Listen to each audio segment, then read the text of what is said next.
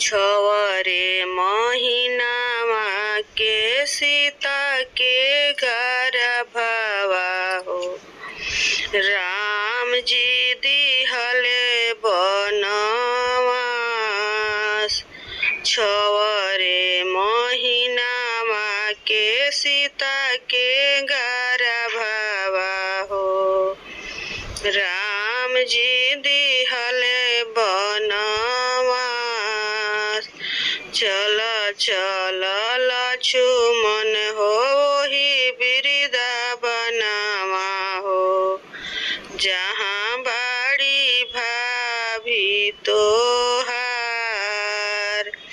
जहाँ बाड़ी भाभी तोहार एक बने गईले दूसर बने गईले हो तीसर बने बनवा के बीच। तीसर बने बनवा के बीच बनवा के बीचवा में दुई गो लालनवा हो खेललन तिरिया धनुष।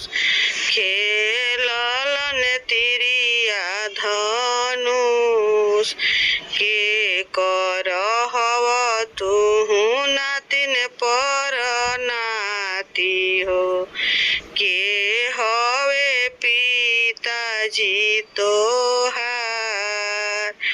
के हवे पिताजी तोहार। के हवे पिताजी तोहार। राजा दशरथ जी के नाती पर नाती हो लक्ष्मण चाचा जी हमार। लक्ष्मण चाचा जी हमार। पिताजी के हम नाम नहीं जानिला गर्भे दिहले बनवास। गर्भे दिहले बनवास।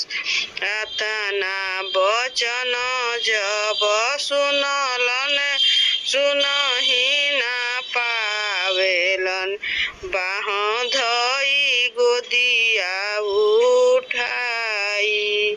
अतना वचन जब सुनहि ना पावलन बाह धई गोदिया उठाई।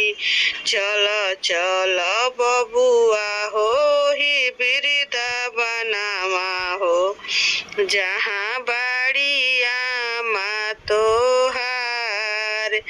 जहाँ बाड़िया माँ तोहार ओही वृंदावनमा में सोने के मंदिरवा हो जहाँ सीता झारस लंबी के।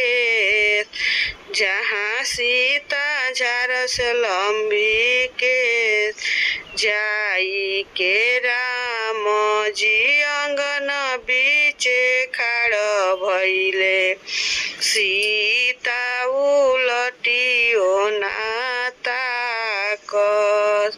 सीता उलटियो ना ताकस। फटती धरतिया समाई भलू जईती हो नाही देखती दुनिया संसार।